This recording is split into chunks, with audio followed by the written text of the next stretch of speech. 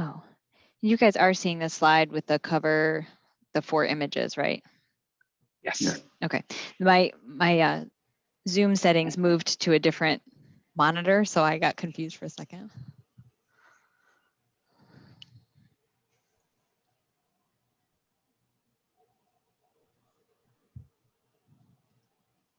And it looks like we are live on Facebook. All right, so we're ready to start? I believe so. Okay. Good evening. My name is Don Sherrill. I'm the Director of Public Works for the City of Brookhaven. And tonight we are having our first virtual public forum for the Dresden Drive intersection improvement analysis. Just a brief history on it. On September 9th of 2014, the Brookhaven City Council adopted a comprehensive transportation plan for the city. And an update to the comprehensive plan was adopted by council on October 13th of 2020. Within this update, a recommendation was made that a safety and operational analysis be performed for 3 intersections on Dresden Drive. Those 3 intersections are Claremont Road at Dresden, Dresden Drive at Apple Valley Road, and Dresden Drive at Caldwell Road, Ellijay Drive. On February 9th of this year, a request for qualifications was advertised seeking a qualified consulting firm to perform this analysis. After vetting of statement of qualifications, Gresham Smith Partners was selected to perform this analysis. Tonight, we have 3 representatives from Gresham Smith who I'd like to introduce at this time, and then they will take over and lead this forum. They are Nithin Gomez, Aaron Thorson, and Mega Young. So thank you.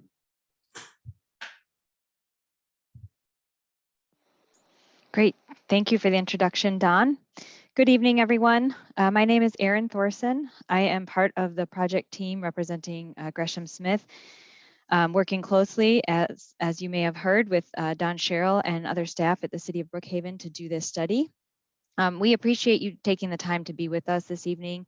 Wanted to just use today to share some information about the study and why we're doing it, some of the background information that we have collected to date, and then start to get some of your insights into some of the challenges that you face in operations and safety along the Dresden Drive corridor, and share some ideas with you about potential future improvements. So for those of you who have not joined a Zoom webinar yet, we did want to just direct your attention to a couple of features of Zoom. First and foremost, this meeting is being recorded, and it is also being broadcast via Facebook through the City of Brookhaven. So thank you to everyone who's joining us via those forums. For question and answer purposes, you can use the chat feature that is part of the Zoom webinar to submit your questions, and we will be walking through the presentation and then addressing questions toward the end of the presentation. So please go ahead at any point, whether you're on Facebook or joining the Zoom webinar direct, submit your questions through those platforms, and we'll be monitoring those and we'll address them as we get through the end of the presentation. I also wanted to draw your attention to an interactive feature that we're going to have with the presentation this evening. So if you are at a computer or joined in from your phone or tablet, if you open another browser window and go to menti.com, that's MENTI.com, there it will prompt you for an input code here, which is shown on the screen. The code is 81483294. And we'll be asking a couple of questions of the audience and participants throughout the duration of the presentation. So we'd appreciate it if you would go ahead and log in to that platform at this time. And then we will begin going through some of those questions as we get through the presentation.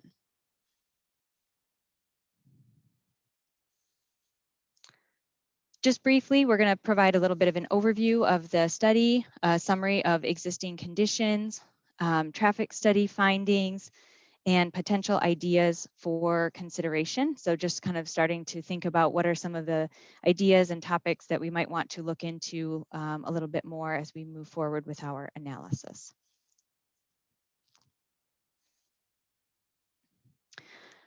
At the beginning of the meeting tonight, Don provided some of the background information and context for this study, but wanted to just reiterate that part of the reason to conduct this operations and safety analysis is really to consider the high level of pedestrian and vehicle activity along parts of the Dresden Drive corridor, especially in the western part of the corridor, around the Village Place at Brookhaven, the intersections of Camille, Caldwell, Ellijay, and closer to the MARTA station near Apple Valley Road. With the potential for redevelopment in that area, the level of activity, both pedestrian and vehicle, is expected to increase over time, particularly with some of the ongoing efforts related to the City Center Master Plan. And a couple of the intersections that we are examining as part of this study have a relatively high frequency of crashes and/or a higher number of injury crashes compared to other intersections on similar roadways throughout the city. So with this crash history in mind, and knowing that a full corridor study has not yet been conducted along Dresden Drive, the 2020 Comprehensive Transportation Update recommended a safety and operations analysis at those 3 intersections to identify specific improvements to reduce crashes and injuries and to improve operations at those locations. So as Don mentioned, the 3 intersections that we are examining as part of this study are the intersections of Dresden Drive at Claremont Road on the City of Chamblee border, the 2 intersections really of Caldwell Road and Ellijay Drive, and then the intersection of Apple Valley Road at Dresden Drive. The study objectives are to evaluate existing and future traffic based on known, approved, and planned development in the area, as well as to evaluate existing infrastructure, traffic operations, and conditions for all travelers. Based on this evaluation, the study will recommend intersection improvements to optimize traffic operations. It will also recommend additional or revised traffic calming measures in neighborhood streets that can be accessed through the Caldwell Road and Ellijay Drive intersections. We kicked off the study earlier this year in May, to be precise. We're meeting every couple weeks with city staff as we coordinate to advance the study. We started initially following our kickoff with data collection, reviewing previous plans and studies, collecting geographic information system data, traffic data, and developing our mapping and analysis to kind of set the stage for the study. We also conducted a couple of Intercept surveys and talked to folks walking along the Dresden Drive corridor on a couple of occasions, which we'll talk about a little bit more later. And as you can see, we are here in the month of July. This is our first of 2 public forums that we'll be doing as part of this study. Later this month, we will be sharing our preliminary findings and the information that we hear from you all tonight as part of this public forum with the mayor and council. So we'll be presenting to mayor and council a little bit later this month. And then over the next couple of months following that, we'll be identifying the needs and opportunities, really kind of diving into the analysis and starting to come up with some potential alternatives and concepts that might help address some of the safety and operations issues that we've observed at these 3 study intersections. We'll be back again later this fall in September, October timeframe to present our findings and draft recommendations. And then we'll follow that up also with another city council presentation. And we'll be preparing our final report for review by the city and having everything completed before the holidays. So we'd like to really get this wrapped up before we get too far into the holiday season later this year. So again, for those of you, I see many of you have already entered your responses, which is great. You guys are really proactive about this. So we would like to just sort of kick things off with the interactive portion of the meeting and ask for you to each provide us with a couple of words that come to mind when you think of Dresden Drive. Again, the code is 81483294, and you can enter that on menti.com. You see at the top of the screen here, menti.com, and then there's the code. So we see that we've already got several responses coming in. Some of the responses so far mention cars, congestion, homes, development, restaurants, city center, residential, pedestrian, poorly designed, speeding, limited sidewalks. People think of it as their neighborhood. They think of traffic and retail. There's a wide variety of responses here, so I'm appreciating everybody entering their ideas. We see speeding, retail, cars, dangerous, restaurants. So we'll give just another minute or so for folks to enter their responses. I see more than half of you have entered responses already.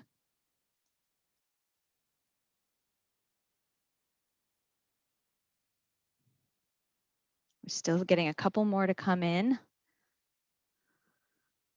Delivery trucks, cluttered, quiet. Mention of kaleidoscope, hilly. Some of the individual businesses, Savi's mentioned.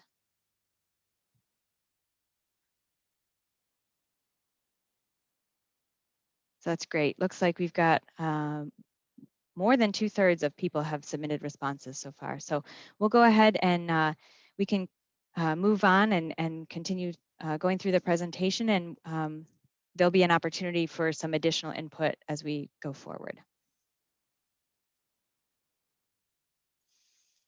So one of the first tasks that is involved in this study is an assessment of existing conditions. And this really touches on a lot of different topics, as you can see here, reviewing previous plans and studies, looking at planned, approved, and pending development, doing an inventory of the existing bicycle and pedestrian facilities, transit facilities, getting up to speed on the transportation projects that are planned or already underway, looking at the characteristics of each of the study intersections, evaluating traffic calming, and thinking about the environmental considerations. Two of the study intersections, Apple Valley Road and the Ellijay Drive, Caldwell Road intersection, fall within the Peachtree Road Overlay District. You can see that shown here in the yellow area on the map here. And outside of that, the corridor is primarily single family residential. There are commercial uses and kind of a mix of residential and commercial uses within that Peachtree corridor district toward the western end of the study corridor.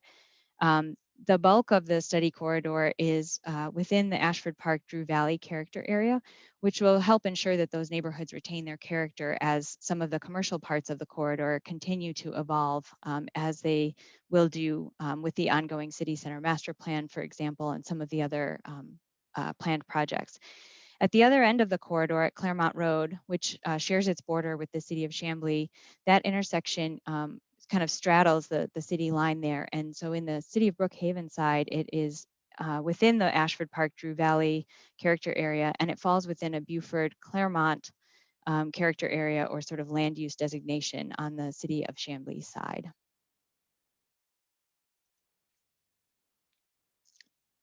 I mentioned that there's a number of transportation projects that are ongoing and already underway.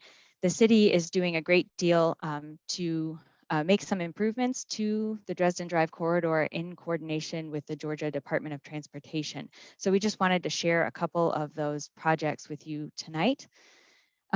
First, the city has entered into an agreement with Georgia Power to convert the existing streetlights along Dresden Drive to LEDs from Peachtree Road to Claremont Road.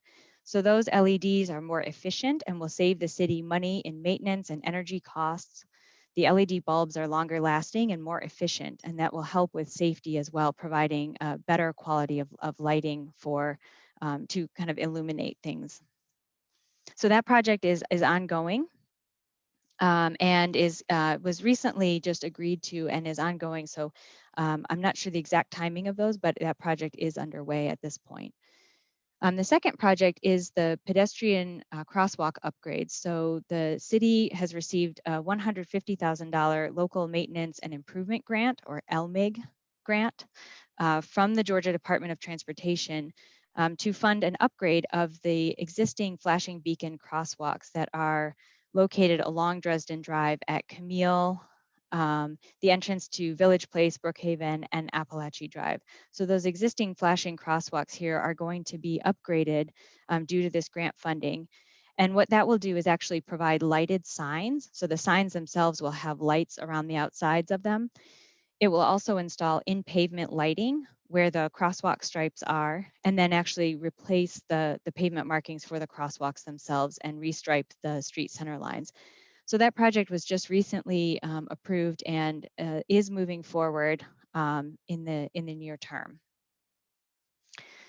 The third project we wanted to mention is an ongoing project that is upgrading communications technology along both Ashford Dunwoody Road and Dresden Drive. So that's this third project here, the Automated Transportation Management System, or ATMS. That project will install signal and pedestrian signal improvements at the Ella J. Caldwell Drive intersection. And it will provide communications upgrades for the signals at Apple Valley and Claremont Road, as well as a number of other intersections. But all three of those intersections that we are analyzing as part of our study are being addressed in part by this project. We also did want to mention the ongoing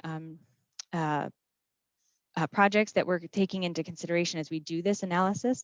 So Dresden Village is also referred to as the Connolly Project. That's a proposed mixed-use development with a combination of residential and retail spaces. We've gotten some updated information from the city's community development department that we're factoring into our traffic analysis as we think about that project. And then, of course, there are also a number of other potential opportunities for redevelopment, especially closer to the MARTA station. There's long been talk about the possibility of redevelopment of the MARTA station area and the properties surrounding that. The city is currently working on the city center master plan. The consultant team for that study is actively working on a market analysis and traffic analysis. And we're coordinating with that project to make sure that we get the latest and greatest information that they're looking at as part of that study as well. There have also been some efforts to think about the possibilities for the future of the segment of Apple Valley Road north of Dresden Drive. So there's some possible potential redevelopment in the future of some of the properties in that area as well.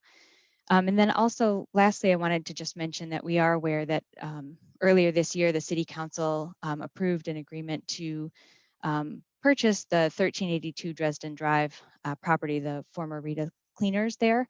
And we understand that that property is likely to be used as green space, although we know that that's not for certain at this point in time. So those are just a few of the considerations that we're taking into account. We'll get into some more details about some of the other factors that go into the traffic analysis a little bit later in the presentation. We're also looking at the existing pedestrian and bicycle infrastructure at each of these study intersections. This map actually shows a combination of existing and proposed future infrastructure. So you've got sidewalks and multi-use paths shown in shades of green here. That those are existing. And then there's proposed infrastructure that's shown in the purple and the blue segments. Along Dresden Drive, there are some segments where sidewalk is present. As you all noted, there's also some sidewalk that is missing. There's some curb ramps that are missing, but there is also some new sidewalk that has been installed, for example, adjacent to the Bramley Park development, where you have a nice wider sidewalk that can accommodate pedestrians and perhaps cyclists as well. There are also some crosswalks that are not present along Dresden Drive or to get across Dresden Drive, for example, at Ella J. Drive. That's something else that we've talked with community members about. And then we've also heard about the flashing beacon crosswalks that are currently installed along the study corridor. And we've heard from community members that drivers don't always necessarily stop for those. So I think that Georgia Department of Transportation crosswalk upgrade project will go a long way toward addressing some of the concerns in those locations.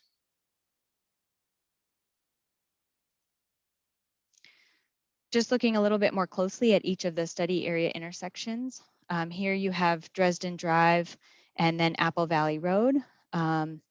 This is a signalized intersection. It has turn lanes on all of the legs of the intersection. There is a center two-way left turn lane on Dresden Drive that becomes a dedicated left turn lane at the intersection here. You also have a left turn lane on northbound Apple Valley. There are crosswalks present across all four legs of the intersection. You can see that here. And there is also a 3-foot wide shoulder that's present on the south side of Dresden Drive here in front of the Bramley Park and kind of extending beyond that, that serves as a little bit of a buffer for cyclists that are choosing to ride down Dresden Drive there. There is a lack of sidewalk in some segments along this area, and then this is Parkside Park here, and there's not a direct sidewalk connection into the park there.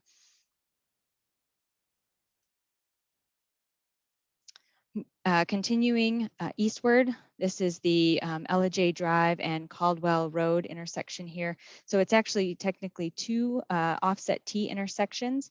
Each one has a traffic signal. They're operated on one controller. There's a lot going on in this area. The intersections are closely spaced. There's some on-street parking. There's some segments of sidewalk. There's some segments that are missing sidewalk.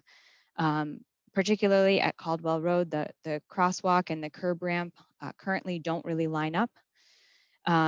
The turn lane here between the two intersections doesn't really provide enough storage for turning vehicles, and our team has observed some traffic that backs up waiting to make those left turns, and also weaving movements as people try to get from one lane to the other in order to make those left turns at the two intersections there. So those are just a couple of the things that our team has observed. There are left turns for both intersections, so you can make the left turn onto Caldwell as well as onto Ella Drive there. And I mentioned the on-street parking on both sides of the street, kind of intermittently, depending on the location there.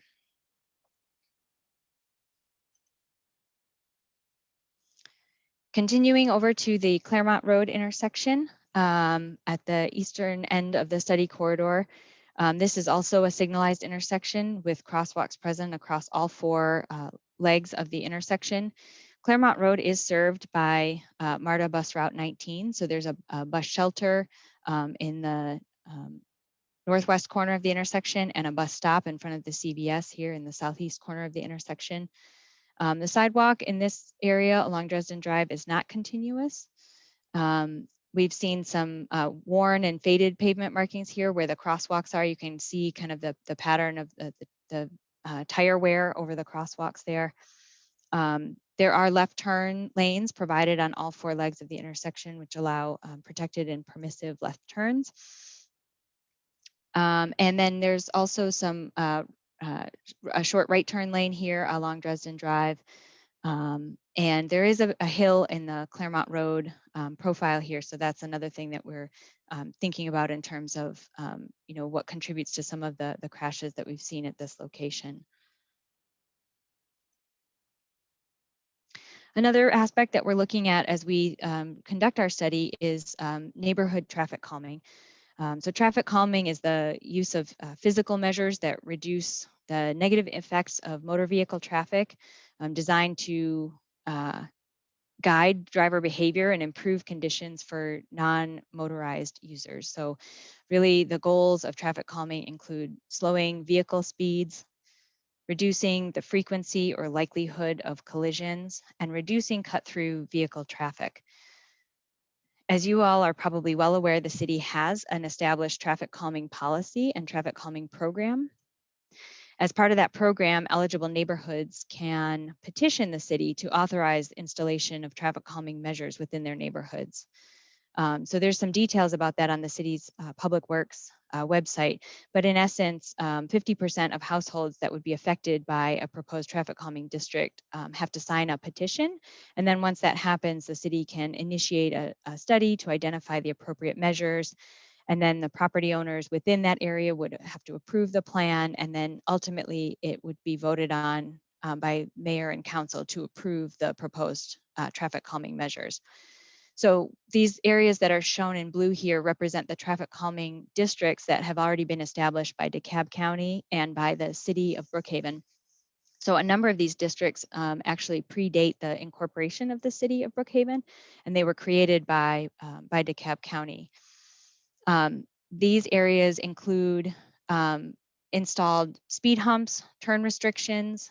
There's some center islands, curb extensions, and signage to accompany those. So there are a few other traffic calming districts that exist throughout the city. We wanted to just really highlight those that can be accessed through these intersections that we are studying as part of this intersection analysis.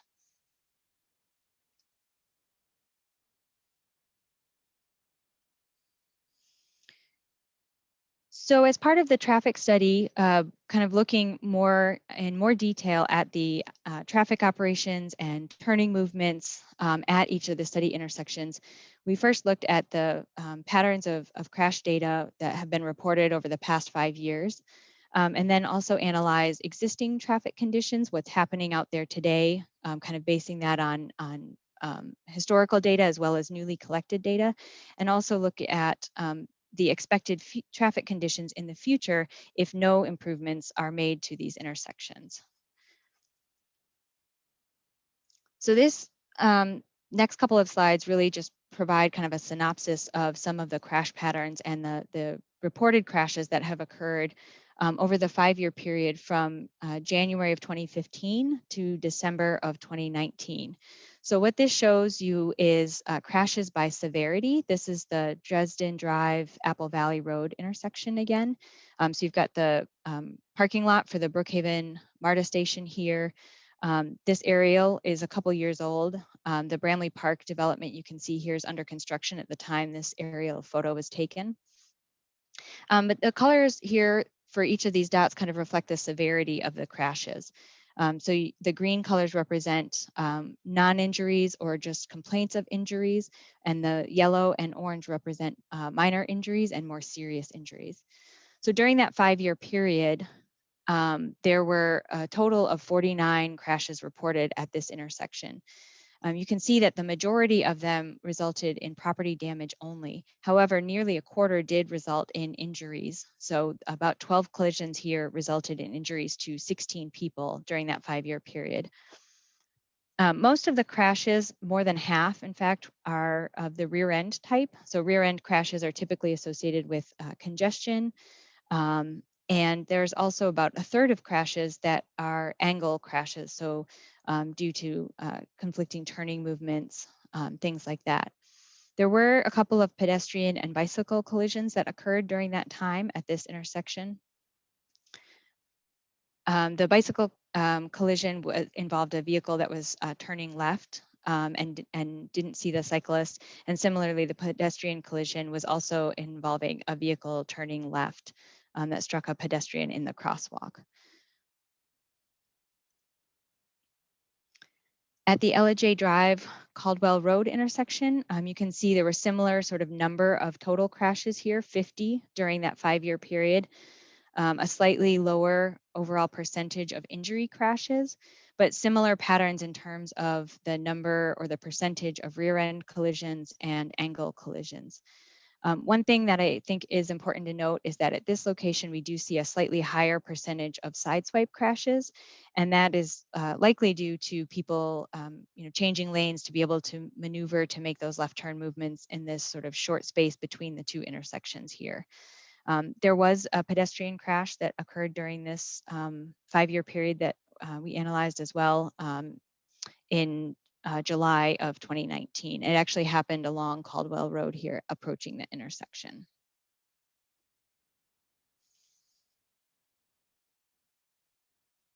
At the Claremont Road intersection, unsurprisingly, you can see there's a considerably higher number overall of crashes at this location.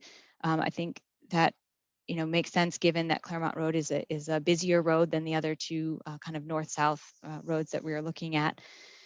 Similar patterns, again, in terms of the property damage only collisions versus the injury collisions. About a quarter of the crashes that occurred at this location resulted in injuries. It should be noted these 38 crashes did cause injury to about 57 people. So in some cases, more than one person was injured in those crashes. Similarly, we see a pattern of about half of the crashes at this intersection were also rear end collisions, and a slightly higher number of them were angle crashes as compared to the other two intersections that we just looked at. And that may be just overall higher turning volumes and also potentially due to the higher speed limit on Claremont Road compared to some of the other side street intersections that we were looking at. There was one fatal collision at this location. You can see that indicated in red here. That unfortunately involved a pedestrian, and it happened during a dark period. It was at night in January. So there were some lighting concerns that kind of potentially factored into that.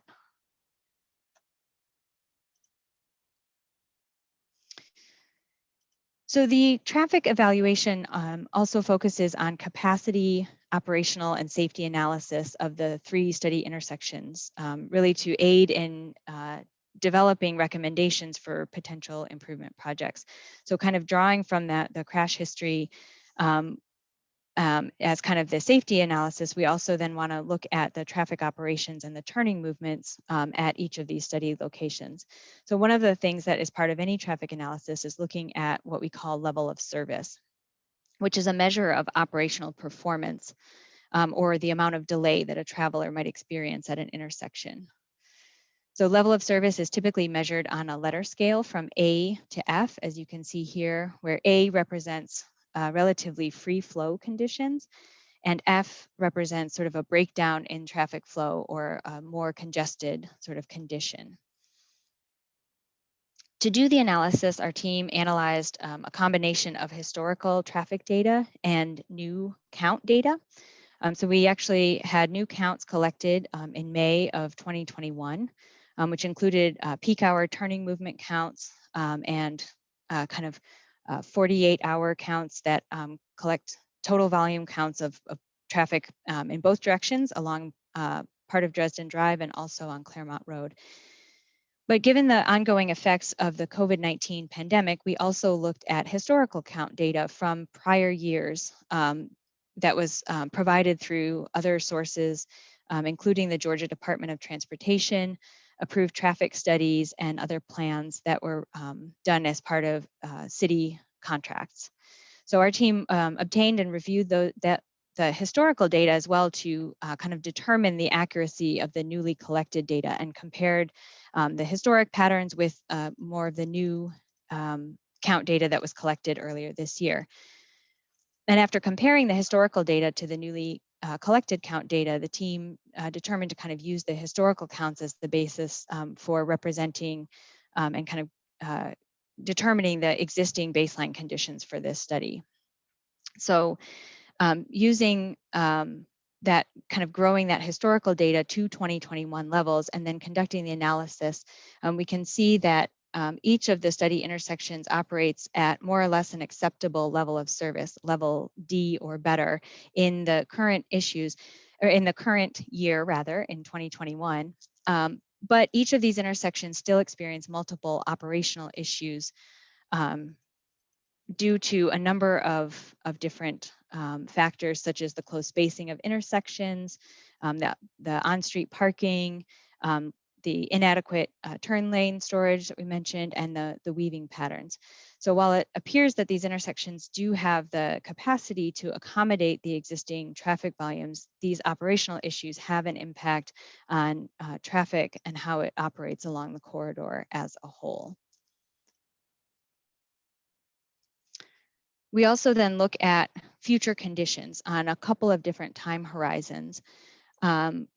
We are looking and projecting traffic out to the year 2046. To forecast the future traffic conditions, the team developed a growth rate that's used to grow the existing traffic volumes and project them out into the future using historic population data, regional travel demand model, population forecast, and then also the known and approved anticipated development projects. Based on the size and scale of the developments, the team estimates the number of trips that are expected to be generated by each of those developments, depending on their use and their size. And then we use that information to project the future traffic volumes and anticipate what they will be in the future. So we also looked at 5 years out, looked at 15 years out, and then also are looking at 2046 as sort of the long-term time horizon. So comparing the two, the current conditions to the future conditions, there are 2 intersections that are projected in the future to operate at level of service E during the evening peak hour. So that's 2 more than in the existing conditions scenario. So kind of overall, the level of service is anticipated to decline at a couple of these intersections in the long term. The other thing to note is that there are some expected increases in delay. So the amount of delay that travelers experience when driving through these intersections is expected to increase over time if no improvements are made. So this is all based on what might happen if nothing happens. If those intersections stay as they are today without any future improvements, these are the kinds of levels of service and delay that you might expect to see in the future. And with that, I'm going to turn it over to my colleague, Mega, who's going to talk a little bit about some of the findings from our field visit and what we've heard in talking to community members. Great, thank you, Erin. So I'd like to just briefly recap our technical analysis and what we observed when we visited the intersections. The close proximity between neighborhoods and restaurants and shops in the MARTA station generate a lot of pedestrian activity. And during the field visit and Intercept surveys, we saw people walking along Dresden Drive at all hours of the day. The gaps in sidewalk, however, and some places where crosswalk are missing do create safety issues and really limit pedestrian connectivity. For vehicular traffic, there's currently some intermittent congestion at the intersections, especially during commute hours. And as we just heard, this is projected to result in increased delay over the next several years if no improvements are made. We also observed some concerns related to a lack of lighting and poor sight distance at the busy Claremont Road intersection. And finally, the new development that's currently underway and planned for the area will generate more vehicular and pedestrian traffic, which really underscores the need for thoughtful and strategic improvements to address operations and safety. So to supplement our technical analysis, we visited the intersections and conducted intercept surveys where we asked people walking along Dresden Drive about their experience walking and driving along the road. We spoke to a total of 26 individuals during 2 days in the late spring. Most of the people we surveyed were local residents who were getting exercise with their dogs or kids or visiting the farmers market or local restaurants.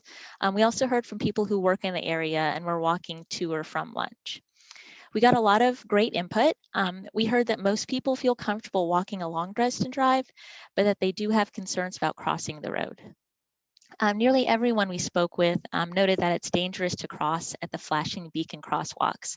The drivers often don't stop when the lights are flashing, either because they're not paying attention or because the lights are difficult to see in the daytime. Fortunately, as already mentioned, GDOT has provided a grant to upgrade those crossings with lighted signs and in-pavement lighting and some new flashing beacons.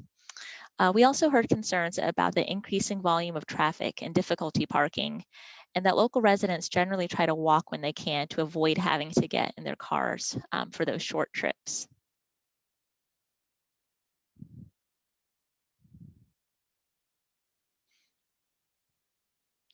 And great, I see we already have some input here, but if you all could go to menti.com, if you just recently joined us, to go to menti.com and use the code 81483294. We would like to hear from you. We've presented our findings, but we'd like to know about what issues or concerns you've also observed.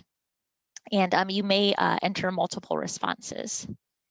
So I see, again, we already have some good input here. Some mentions of development and perhaps some associated crime, flooding, speeding and inadequate parking, poor bicycle and pedestrian access. Again, he's seeing it's not safe to cross. Dangerous for recreational cyclists and also commuters. High vehicle speeds. So a lot of these kind of speak to some potential conflicts between vehicles and pedestrians and bikes here. The lack of crosswalk at LJ and lack of sidewalk near there. Poor sight distance at Apple Valley at that intersection. And I do see also mentioned that due to that on-street parking, it's hard to see past them when you're in a vehicle or as a pedestrian. So yeah, these are all great.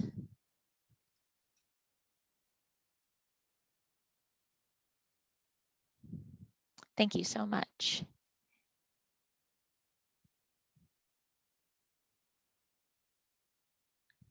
We'll give folks just a couple more seconds to add their input. But overall, we really do see concerns about multimodal access for pedestrians and bicycles, and again, the difficulty with sharing that roadway space with vehicles. So that's a lot of great input. Thank you very much.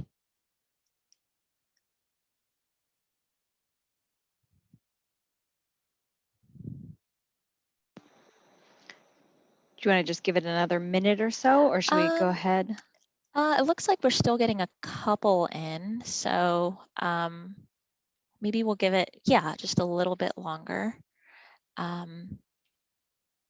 See a mention of, trying to keep parking to a minimum to foster a more walkable area, which is, definitely something that I think is in line with, future land use and the character areas that have been established. Again, mention of speeding cars, too many trucks.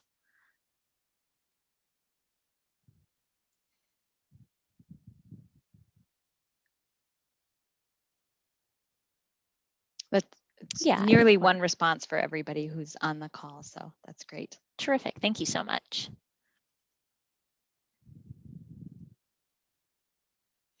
So based on the results of the technical analysis and what we've learned from the Intercept surveys and our field visits, we've started to think about some potential solutions for the intersections. These are just preliminary ideas at this point that still need to be analyzed further. But we wanted to present some of these to you today to share our early thoughts and really see which of these most resonate with the community. So for the Apple Valley Road intersection, some ideas we have include filling in sidewalk gaps and extending the existing sidewalk to the north side of Dresden Drive near Parkside Park. Examining the feasibility of a roundabout at the intersection, keeping in mind that we would want to avoid impacts to existing development, think about impacts to the natural environment, and make sure that that would actually truly help to improve operations at the intersection. Considering installing flashing yellow arrows for left turns.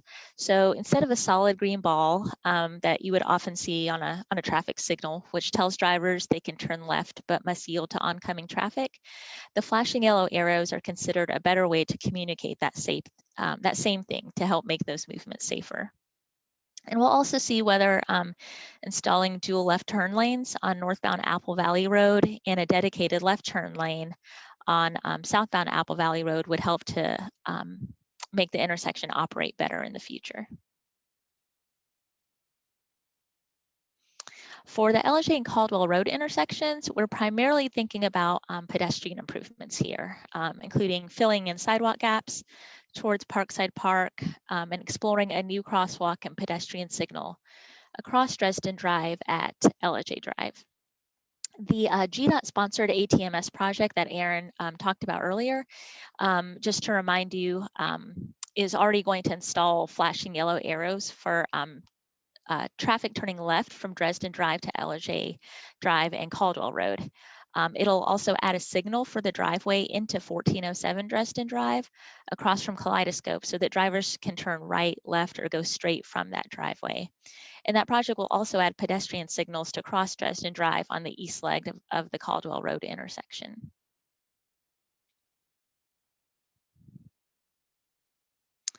The Claremont Road intersection is the busiest and where we observe the greatest number of issues.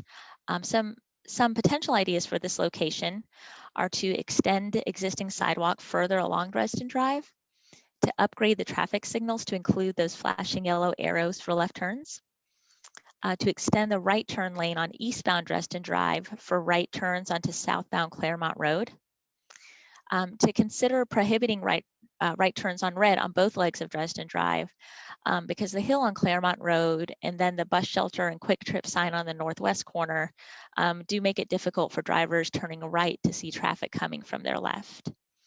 And we'll also evaluate the need for no parking or no loading signs on Claremont Road, where we observe trucks making deliveries and stopping along Claremont. And we'll see if Brookhaven can also work with the city of Chamblee to find some solutions to address cars that turn into and out of several driveways near the intersection, which poses safety risks and creates issues for traffic.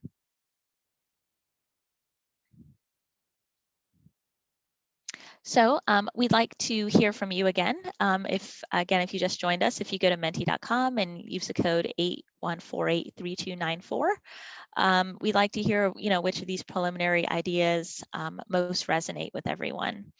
And again, you can enter multiple responses. So thank you so much for those who have already done so, and we'll, definitely let those keep coming in. So right now it looks like upon initial input, adding new crosswalks and pedestrian signals is kind of one of the more popular solutions here that people are interested in, followed closely by filling sidewalk gaps and extending sidewalk.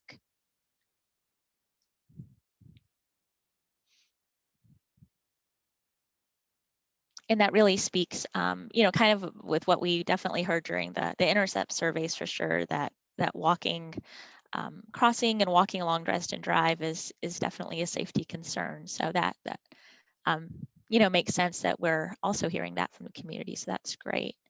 Also see some votes for the flashing yellow arrows for left turns. Those you've probably seen in other areas throughout Atlanta, and those are definitely becoming a more familiar way to make that movement, which is good. So we'll give a few more minutes, not a few more minutes, but maybe another minute or so for more responses to come in.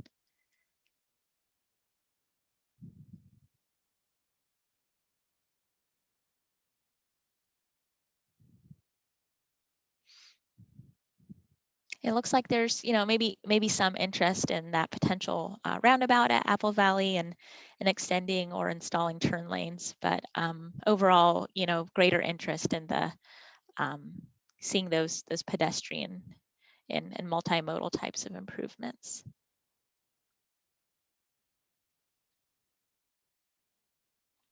And we would also like to hear about what other ideas you have to address safety and operations. So again, you can input multiple responses here, and we already have several, so thank you very much for doing that. I see, to stop speeding cars on Dresden, consider a road diet. Mention here the left turn signal turning onto Apple Valley at Dresden. Making walkways better and also increasing bikeway possibilities and making, slowing traffic for multimodal use. Improving sidewalk conditions. Considering prohibiting tractor trailers up and down Apple Valley Road, which is definitely, I see, a major concern. Lessening traffic on neighborhood streets. See some mention of prohibiting parking on Dresden Drive. raising or creating raised and level crosswalks in the village area, considering consolidating business driveways. So yeah, that's also another consideration, and that's often done with redevelopment in some cases when you have the opportunity to do that. Considering, rideshare service in front of Kaleidoscope for drop-offs and pickups.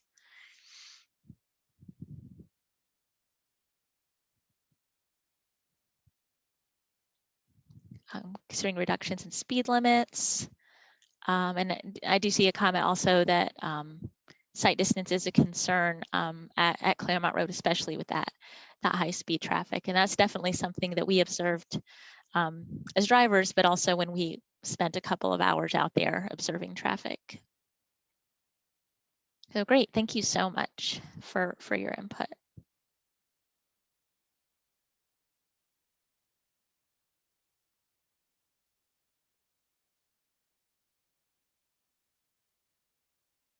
Also see that we have, you know, that someone likes the idea of those embedded in light, in pavement lighting for the crosswalks. And that's definitely a great feature that technology affords to make it safer for pedestrians. Also mentioned here about focusing on complete street usage. Understanding that Dresden Drive is an important corridor for the community, and and should be treated as such. So thank you very much for that input.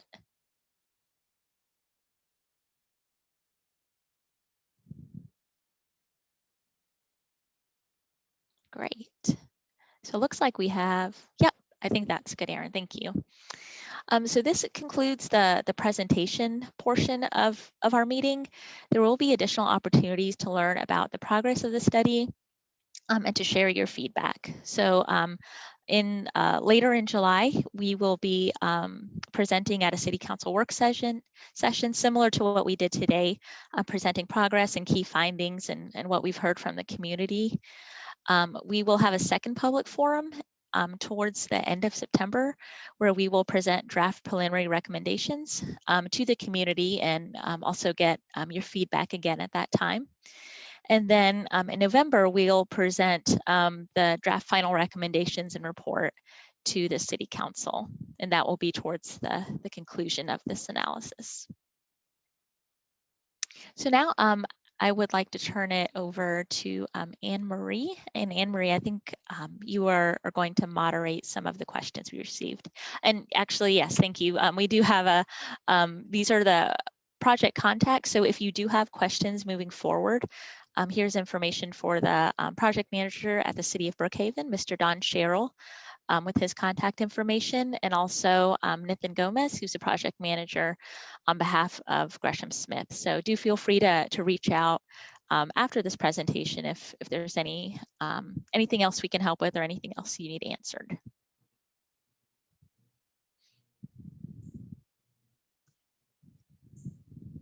Okay, I'll start from the top with the questions. Okay, this is going way back to the beginning. Does the background slide mean the city has ruled out increases in bike use? I'll try to answer that.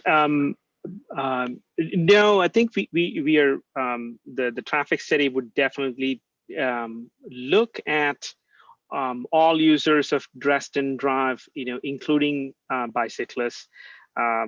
So we are looking at the vehicular traffic, including truck traffic, pedestrians, transit usage, emergency vehicle usage, and also bicyclists. So all modes will be part of the analysis and recommendations.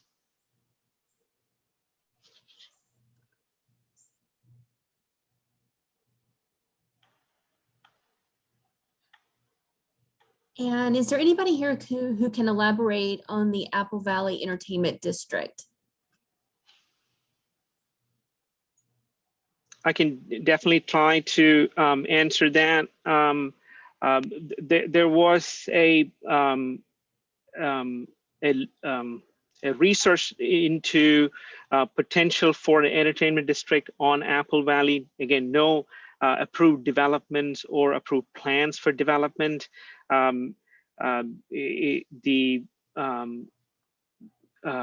Urban Land Institute looked at potential for some development along Apple Valley at the intersection, and more than likely, that would be similarly considered as part of the city center plans, but no approved developments or imminent developments is on the books.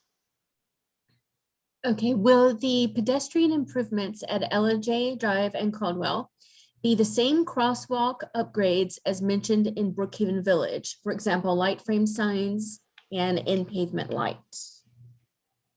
So those crosswalk updates, some of them are already is in progress as part of the ATMS project, or the project which is upgrading the signals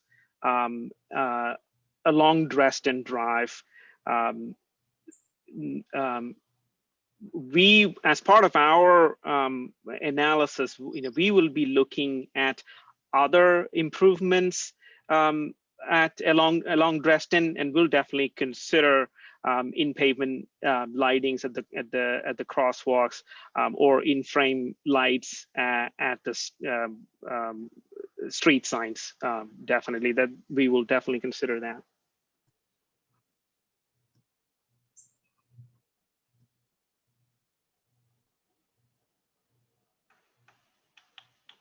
Okay, are there no plans to complete the sidewalk on Caldwell?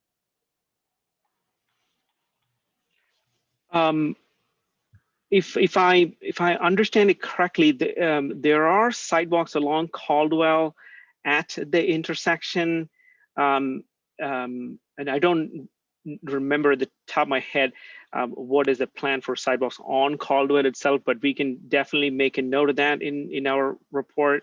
Don, is that something that you would like to respond? I'll add some to that. There are plans to complete the sidewalk on Caldwell, like all of our sidewalk program throughout the city. It's based on available funding and timing. It is on the master plan, and so it will be completed at some date. Yes.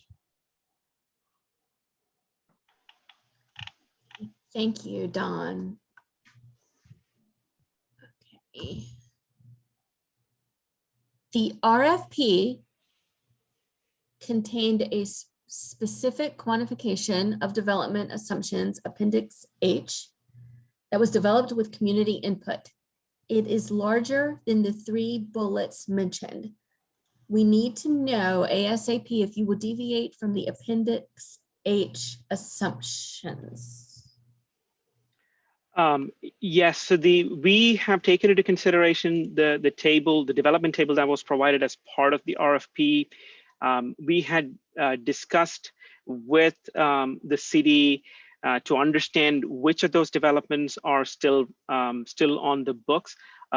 Most of them we did carry over. There were 1 or 2 which we understood was no longer planned, and one among them was the 1382 Dresden Drive development, which is expected to be green space.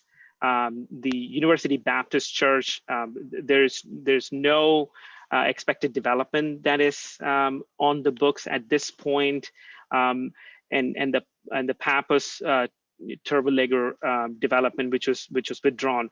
However, we understand that these developments, these properties could still be developed in the future, so that we are assuming that some of these developments, even though they're not approved and exist currently, could come in the future. So we are accounting for that as part of a traffic study by what in the industry we call a growth, background growth in traffic. So even with no approved development, all the approved developments, which was included in the table that we confirmed are in the books, we are explicitly included in our traffic analysis. The other ones we are also accounting for by assuming that the traffic even if there is no approved development right now, will continue to grow. So we're definitely taking into account of those. But we did take a look at the table in Appendix H, which was part of the RFP, confirmed and checked with the city officials as to what is valid, what is still on the books, and went with making our assumptions for the traffic study. Okay, thank you. Did I miss the bike analysis?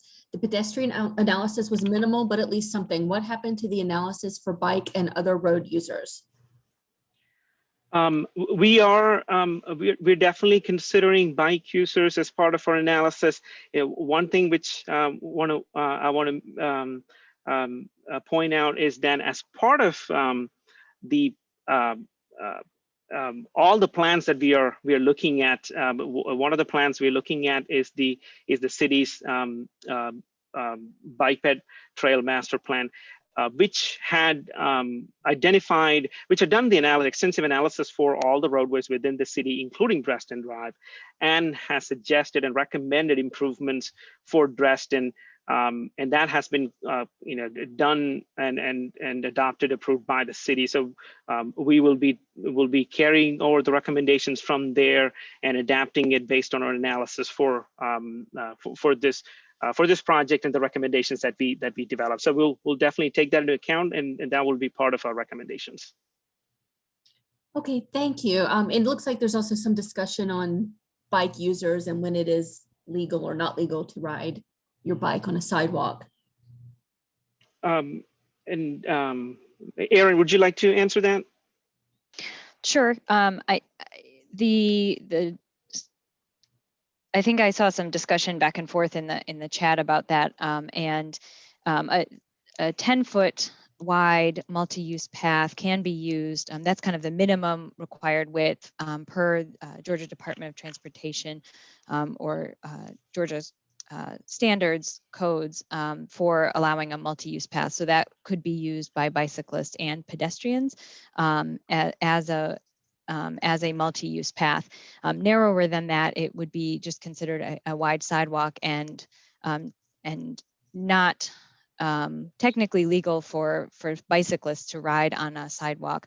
But if it is a 10-foot wide multi-use path, then that is really truly intended to be multi-use for people, on bikes or walking or skating or scooting or whatever mode it is. So and in the bicycle pedestrian trail plan, there was a recommendation for a multi-use path along the south side of Dresden Drive.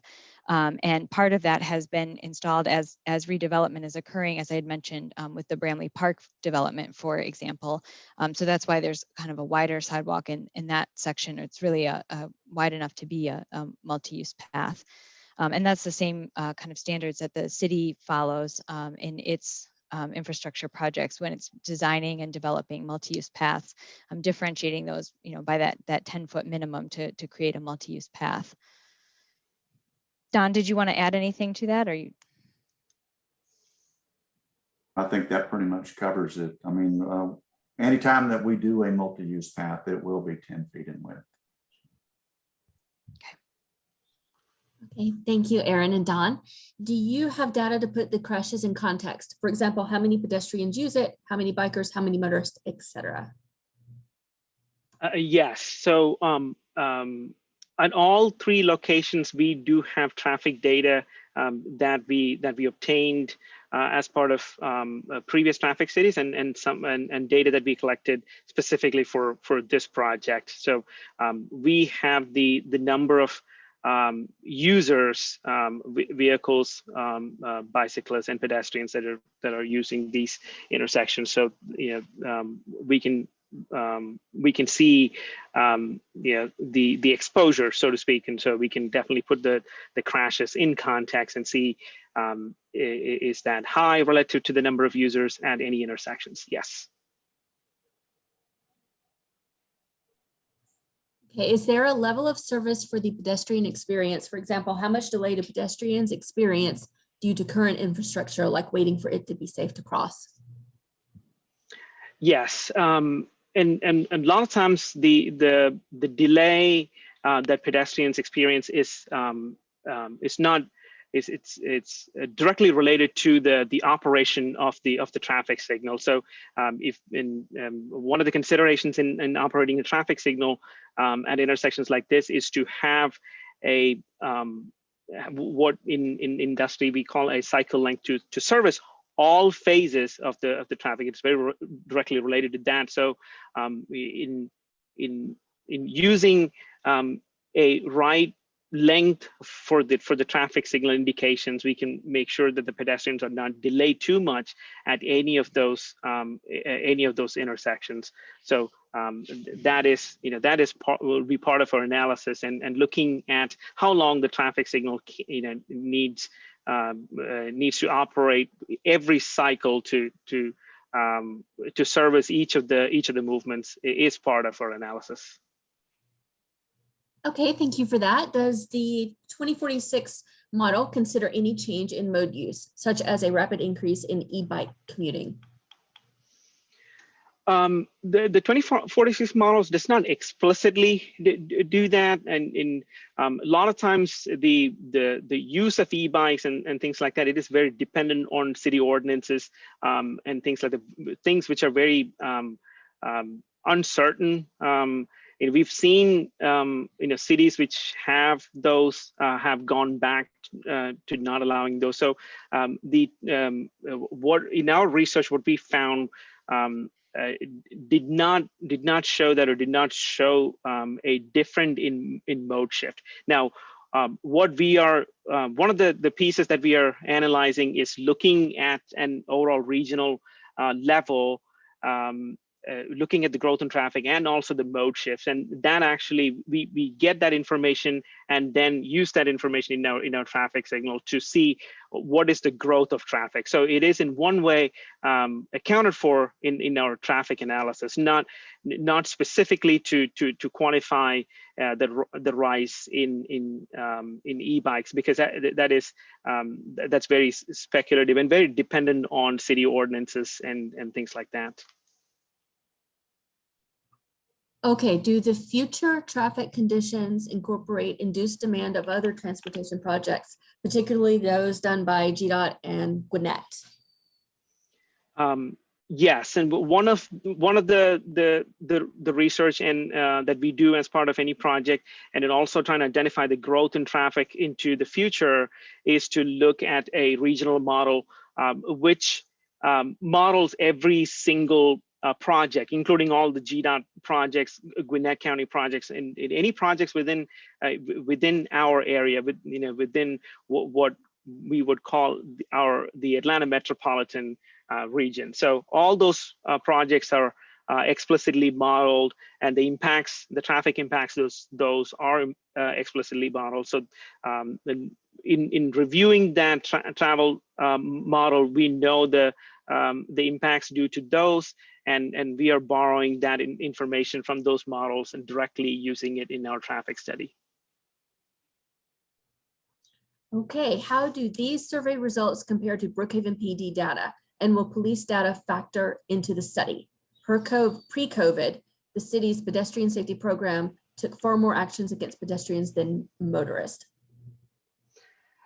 The data that we obtain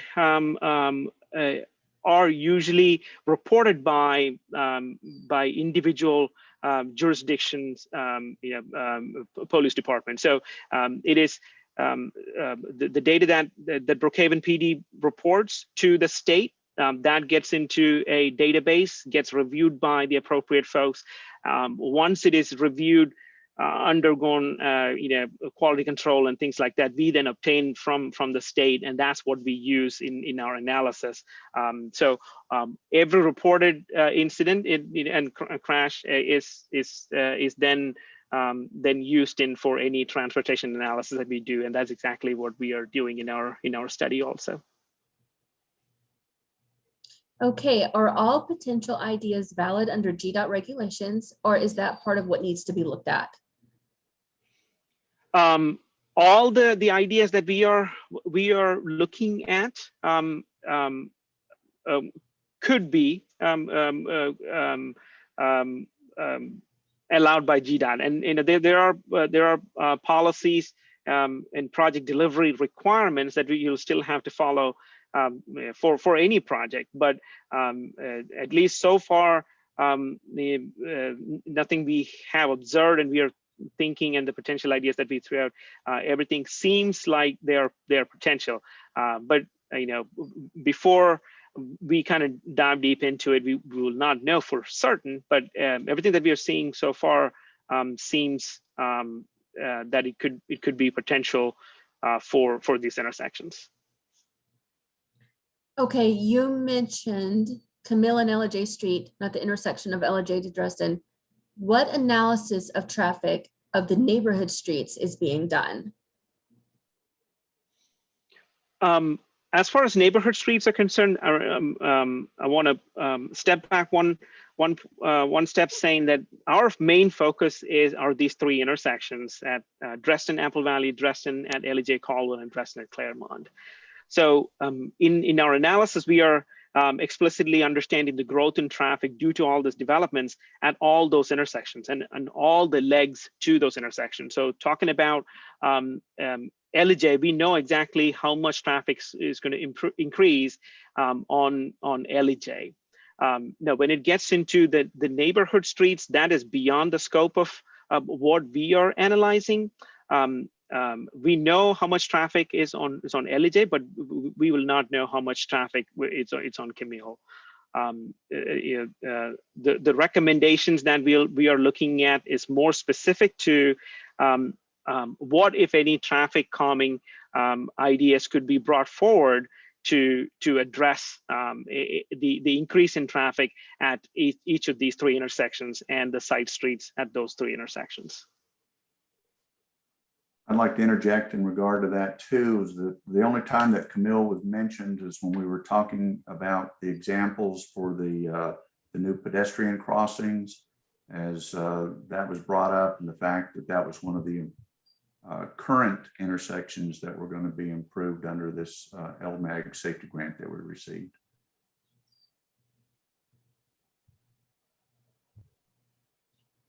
Okay, and we have somebody chiming in about roundabouts. Roundabouts can very easily be done poorly and very dangerous for bikes, which by law must be in the circle competing with 2-ton cars. That is correct. I mean, roundabouts have to be designed so that all modes of users expected at any intersection can use them safely. Specific to the bicyclists, there are a couple of ways that bicyclists can use the roundabout. One of them is through the roundabout, or it could be through through multi-use paths around the roundabout. So, but any design of a roundabout, would take into account all the users and accommodate safe use for those users that we expect at the intersection, which would include pedestrians as well as bicyclists.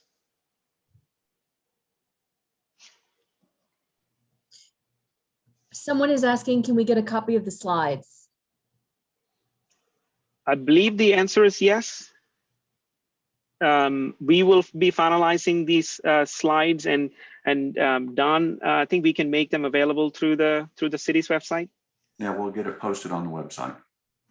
And we'll make sure to include the responses that have come in through the Menti survey. So we'll update them to reflect all all of the responses that have come in. So you'll see all the answers that people submitted there too.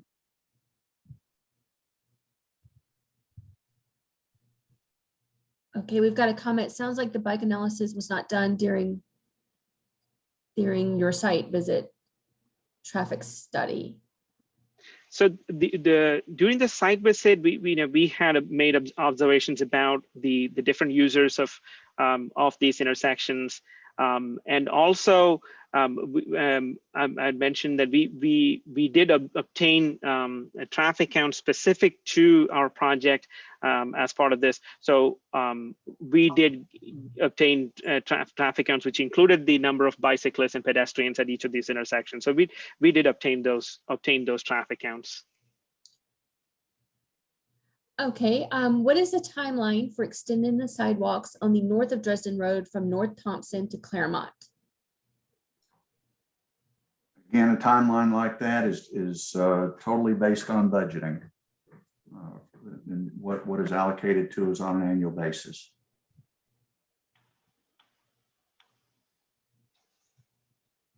Okay, thank you, Don. Could you clarify bike infrastructure plans for Dresden? The bike ped plan mentions wide sidewalks and bike lanes on page 13. When did that change to a multi-use path? We will be looking at the recommendations made as part of the bike ped trail plan and the analysis that we have conducted and the responses that we are getting today to frame our recommendations specific to bike lanes and accommodating bicyclists along Dresden Drive. So each of this is an input into how we will be formulating our recommendation. Okay, the Bramley Park development sidewalk is required as a pedestrian design by the zoning district. It is not a multi-use path. Please check the zoning district regulations. There is a limited length of bike lane that extends in one direction past Bramley Park. So that sidewalk is not needed for bikes. It's the rest of Dresden and the north side that lacks bike facilities. Any competent study of Dresden needs to take this seriously and provide a continuous bike path, not a couple of disconnected segments. Please note that members of the Brookhaven Bike Alliance in a 2019 poll identified Dresden Drive as the #1 priority in Brookhaven to be made bike friendly. People ride it regularly now, but it needs to be made safer and accessible for all riders, including less experienced. We'll definitely take that into account as part of our analysis and as we frame our recommendations for this project.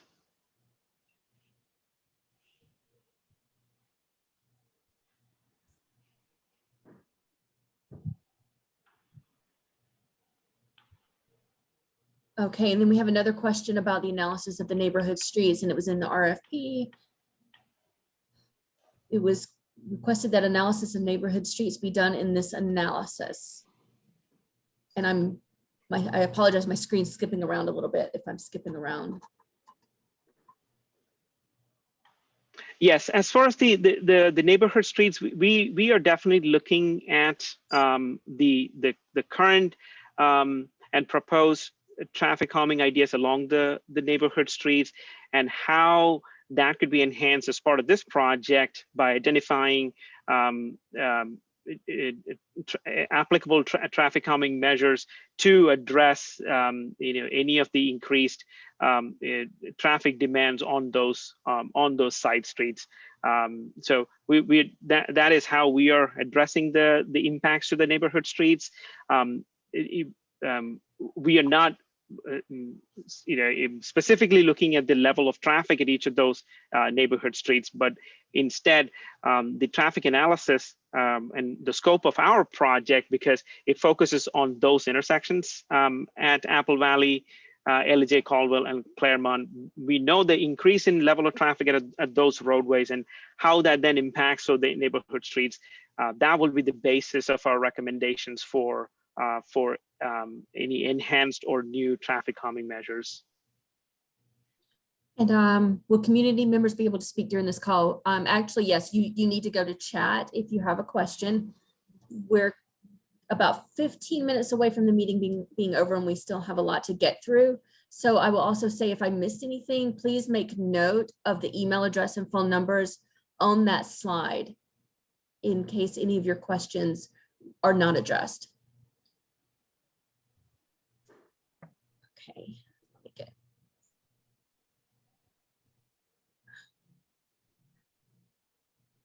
And another question about bike friendly. Will making the corridor bike friendly be in your recommendations? Yes, accommodating all modes, including bicyclists, is something that we are looking at, and the recommendations will address all modes of traffic on Dresden Drive, including the bicycle usage. Okay. What, if any, sidewalks are budgeted for the upcoming year?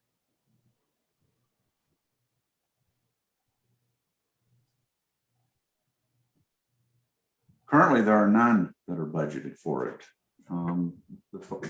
The budget has not been set for the coming year, and we're not sure what's going to be allocated for sidewalks during the course of the year. We have a focus on sidewalk repairs and ADA repairs at intersections, and that's where it currently stands for right now. And we release our budget for the next year around November or so be on the lookout. Okay, what assumptions are made regarding the reliability of crash data? Are there peer-reviewed studies or professional assumptions regarding when motorists and pedestrians report incidents? The crash data that we obtain, like I said, it directly goes from the local government, police departments, and it goes to the state. And there is a specific way for reporting them, specific way for those to get quality controlled, to be to get into their database, and in turn we get that data from them. So if those are reported by the PD, we get those data.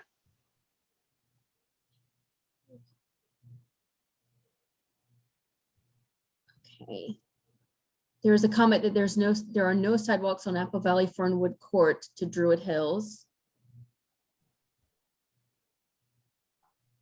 And hold up, I just skipped my question. Are sidewalks required to be installed with all new construction, both residential and commercial? If a sidewalk or a multi-use path is shown on our master plan, then yes, it is required for both residential and commercial development.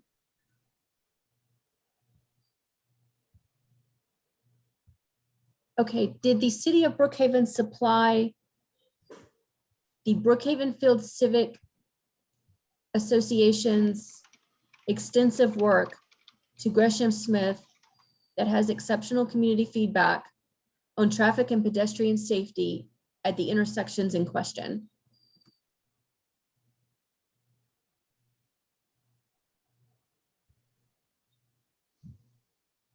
I believe we have received the information that the citizens have put together regarding the Dresden village, and that was provided to us.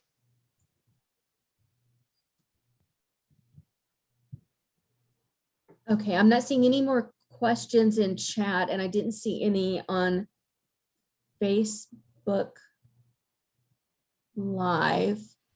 We could go to the hands raised. I can bring you over as a panelist. So I'm bringing Stephanie Elliott.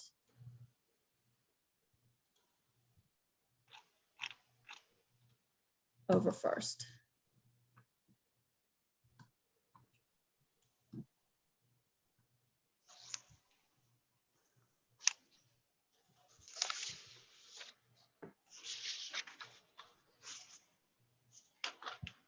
I believe, just quickly to relate to that last question about the presentation, there was a copy that was sent to us. I think it was Ricardo that provided that presentation to us, so we do have that. Okay, can I, are you ready for me? Yes, go ahead. Okay, two questions. I just wanted to get some clarity on what that community feedback was. That was, I know that you did clarify whether that the Brookhaven Field Civic Association study was provided, but what other community feedback was obtained, since it was mentioned a few times that we heard the community and that we received community feedback. How was that community feedback obtained other than the BFCA study? Mega, would you like to talk about all the community feedback events that we had, surveys? Yeah, sure. So the community feedback we received was primarily from the Intercept surveys that we did in the spring.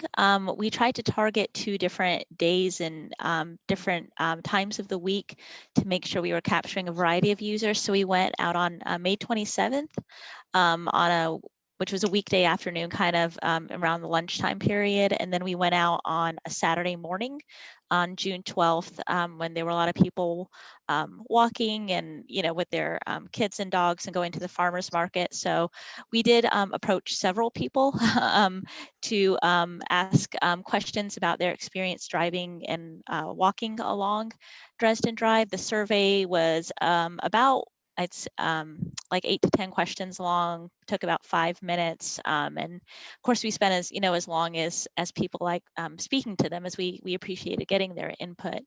And that's primarily where we got that input from. And so Okay, that was, I'm sorry, go ahead. It's okay. So that was just random people walking down the road on a weekday at lunchtime?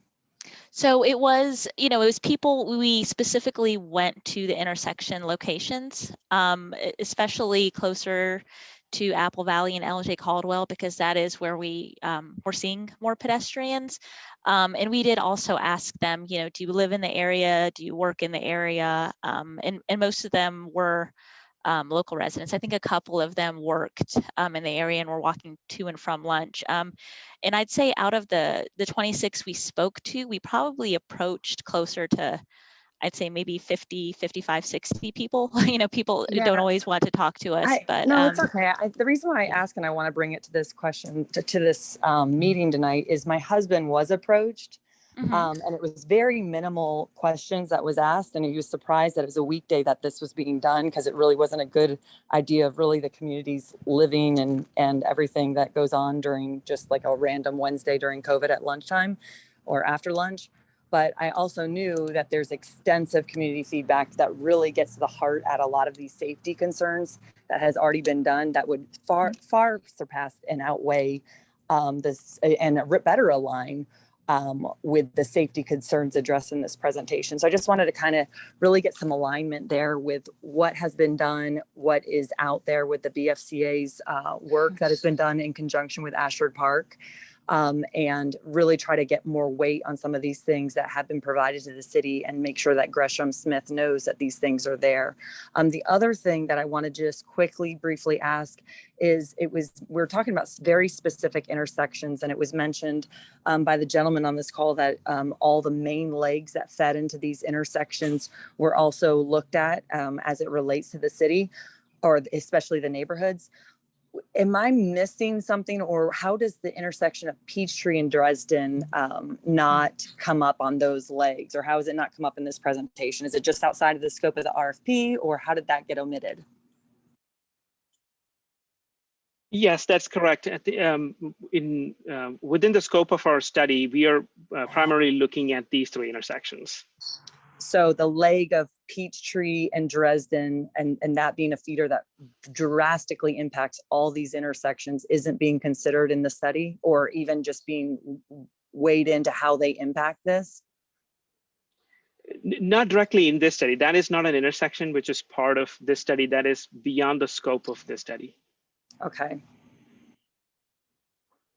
And just for one thing, I wanted to add to go back to the first question that you asked about the Intercept surveys. I think it's a good point that you raised, that one of the days that we were out there talking to folks was on a Wednesday after lunch, but there also was a Saturday during the farmers market.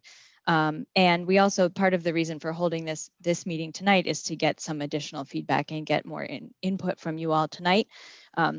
So as we had mentioned, that we are not starting to come up with any, we're just kind of brainstorming on some potential recommendations, but we really wanted to have this opportunity to chat with everybody tonight and get this input through the questions that we asked, and start to share some of our initial findings before we really start to dive into thinking about some potential recommendations. So that's part of the overall plan for getting input from folks. And we'll go back and take another look at the BFCA work that has been done, and really kind of examine that to see how it aligns with what we've been hearing tonight, and through some of the other discussions that we've had. So thank you for saying that. We really need those type of alignment and have pushed for that from a community aspect. So thank you. Thank you, Stephanie.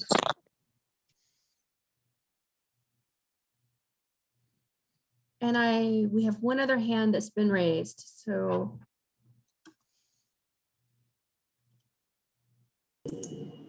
Ricardo, do you have a question? Yes, can you hear me? Yes. Good evening. Yeah, I want to follow up on the assumptions. I posted a question on the chat and nothing answered.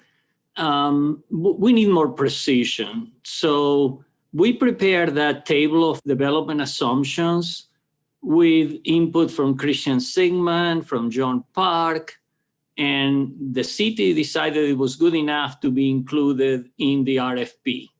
And now what I'm hearing from Nathan is a little vague. Please don't take no offense, but it's a little vague. We need to see your table. If you don't want to use our table, we need to see your table, because otherwise there is a lot of, at least in my mind, a lot of question marks about the validity of the study. Really, if you drastically reduce the development assumptions, you're going to have a very, very rosy and unrealistic picture, because you are saying, and we asked that we looked at 2046, right? A lot of development is going to happen. And just looking at what's actually kind of on paper approved by the city, I think is very limiting. And I hope that's not what was done. So if we could see that, and the growth assumptions that you're making outside of the developments made explicit in the study, then we can assess the validity of the study. Right now, we can't. Sure. Yeah, absolutely, Ricardo. I think that's something that we'll make available on the website, and you will see the table is within there, and you'll see it's not it's not at all different than what was included in the RFP. So we will make that available. Thank you. Okay, we have about a minute left. I'm going to bring Amy over, who has her hand raised, and I believe that will be the last question. However, again, please make note of the email addresses and phone numbers on this slide, so if you need to follow up with anything. In the meantime, while you're doing that, Anne Marie, I'd like to make a comment in regard to some of the comments that are being made in the chat. Okay. Please don't misunderstand in regard to traffic versus an intersection being studied. The traffic from Peachtree is being taken into consideration in this safety analysis. We can't do a study on these three intersections without knowing what the traffic is coming from Peachtree. What you need to understand is what is not included in this study is that particular intersection. So, so I want that to be made clear, is that traffic from Peachtree is being taken into consideration, because if you look at, there has been a traffic study that has been prepared. It will be posted on the website with all this other information, and it does show the traffic flow coming from Peachtree. Thank you, Don. That is a very important point. Amy, are you there? Thanks, Anne Marie. Yes, I'm here. Can you all hear me? Yes. Okay, awesome. I just was curious, how many people are on the call and who from the city council is on the call? I know Don's here from the city. I was just curious if anybody from city council is on the call as well. John Park is on. I Okay. see him. And how many people overall on the call? We can't see it, so it'd just be helpful to know like how many neighbors. There's 18 attendees, and you know, some of the names are initials, so there might be more. Yeah. Okay. City council, John Park is definitely there, and he says he's listening. Okay. Thanks, Anne Marie. I appreciate it. Oh, thank you, Amy.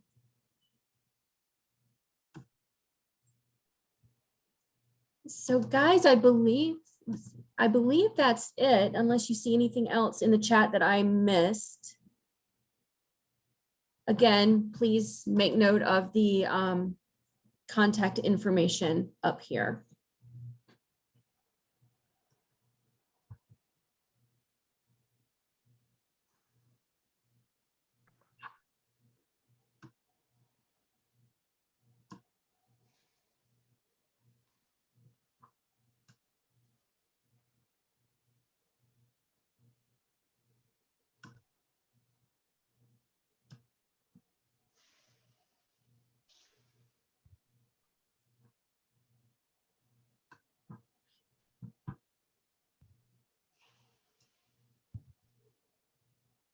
Does anybody from our council or would the mayor like to chime in at the end here based on the community feedback and based on this extensive work by Gresham, other than John's or the gentleman that we see his face now? I was wondering if any council members or the mayor has any comments for the community based on these traffic studies that impact us so greatly. Stephanie, this will be presented to the city council on July 27th. And they will be given the feedback, and they will be giving feedback then. And John Park is requesting that I make him a panelist, so I'm going to pull him over now. Yeah, I think it's just a real good connecting point for us all to hear each other. And I'm not trying to spark anything. I just think since we're all on this call, it'd be great for us all to have that opportunity to speak and hear each other's voices. I'm pulling him over now. John, are you there? I think you need to unmute.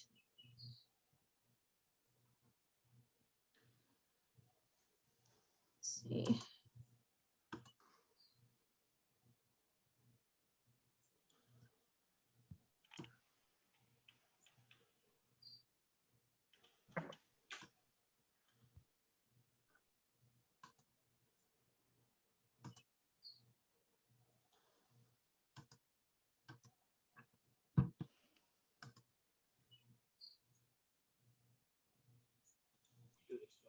Perhaps John Ernst, if he's on, he might want to say something. I don't know. I see that John Parks is having some issues.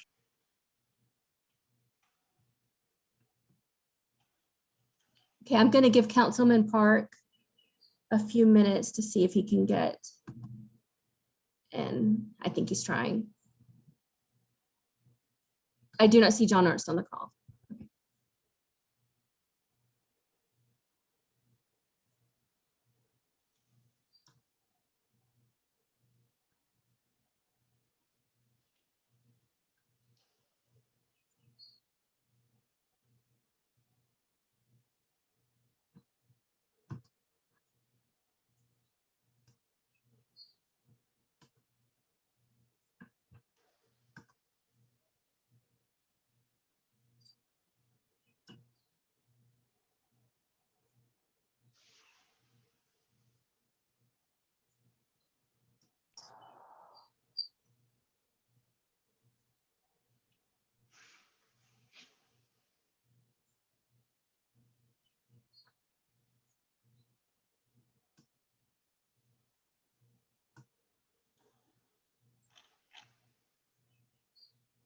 Hi, can y'all hear me now? Yes, we can. Okay, so basically, typically with these things, I usually like to just listen in. I don't want anything I say to color the input that's happening with these things. So as my understanding is that they will analyze the streets along outside of the intersections. But as far as the study is focused on the improvements at these intersections. Now, if we'll get data from this study, and that's not the end of it. You know, for example, we could do a similar effort for that Brookhaven Heights did, which looked at this, that all the counts on all the streets within that neighborhood, and it wasn't just one or two streets; it was an entire area. And quite frankly, you know, if I look back 3-4 years ago, I honestly felt like that should have included Brookhaven Fields. I have, you know, if we can talk about putting in budgeting something beyond the scope of this project, what I'm hearing from the community is that there really is a desire for more granular look at various things that we can do. So as far as this study, I think Ethan, as far as the improvements, are focused on these intersections, but they're also looking at data. I mean, correct me if I'm wrong, they're also looking at data from the surrounding streets, and that can feed into studies, more studies after that, which we've done in the past. And as a result, if you just look around Brookhaven Heights, there are lane turn restrictions or roundabouts or restrictions. And you know what, if the entire community says, based on, after having, discuss this with Public Works, and after going through certain steps, if they want certain structural things to happen to the roads, I don't have a problem with that. So that's just, I think that's kind of what you're getting at. But as far as what the city is going to spend money on in terms of infrastructure improvements, some of the things that we talked about along here, that's the immediate thing that will probably get scoped out immediately after this project. But all these studies and all these kind of analyses, it's an ongoing thing because it's always dynamic, it's always changing.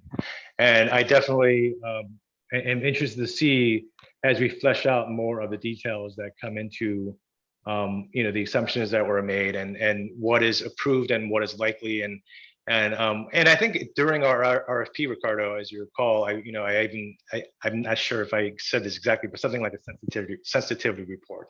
In finance, you have sensitivity reports. So those are just, I'm thinking about these things. But if I'm not talking, it's not because I'm not interested. It's just that I want to let them do their work within the scope of this project. But I'm happy to hear your concerns on a more global level moving forward.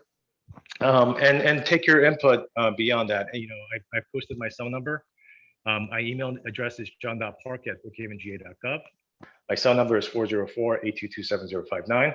So if any of y'all want to sit down with me, grab some coffee or if you're, or whatever, and just go through this and really dive into all of these issues as a city beyond the scope of this project, I'm definitely welcome to do that. So John, I think if you can just get Ricardo those assumptions and that table for him as a takeaway from this meeting, that would be super helpful because it will definitely help us better understand what Gresham is doing. So if that can be something that can be a quick turnaround, I don't know what the time frame is on that, but if you and Gresham or the city and Gresham can get that, we just don't want to see what we saw with Dresden Village, where there's a vote with no community input. And then also we know that the community input, as I mentioned, is there, but it looks like there was a real disconnect on the usage of the community input and then, doing sidewalk chats to get that community input at random times. So we want to make sure that we're just organized and efficient with this process. And I agree with you. Nathan, do you have an answer? Do you want to respond to that or? Yes, yeah, we can definitely make that report available in the next couple of days. We have the report in draft format. It is currently being reviewed, but it is really close to being a draft final, which we can make it available to the website. Yes. And the report includes the assumptions? Yes, it will include all the things that that Ricardo mentioned, all the assumptions, everything that goes into our analysis, and specifically the table and discussion of the table and the development assumptions. Yes. And just to reiterate, during these studies, I don't even want there to be a hint that I'm trying to influence what's going on with the study, because that is not my role. That the role is for Nathan to interact with y'all, get your input, do a study, collect the data, and if you want to, obviously, if you want to give input on how that data is collected and compiled, I fully understand that. So, but if y'all want to talk to me outside of this meeting about anything else in general about this project or anything beyond, you have my number, you have my email, and I'd be happy to talk with any of you, even if it's a group. Thank you, Councilman Park. And again, everybody keep the input coming. You have email addresses and phone numbers, and we'll be pushing out information for our next input meeting and when this will go before council. So thanks everyone for all the great input. And I'll see if the consultants have anything to add. And if not, we will conclude this meeting. No, other than both Don and my information, email and phone number are on this slide. Feel free to reach out to me with any technical questions, or if it's city related, definitely reach out to Don. Thanks for all the comments. I think we are taking all this and like Anne-Marie said, we'll be planning for the July 27th working session presentation to the council. And before that, in the next couple of days, we'll be updating the city's website with the slide presentation and also our technical documents, including those assumptions and the traffic study. Okay, thank you.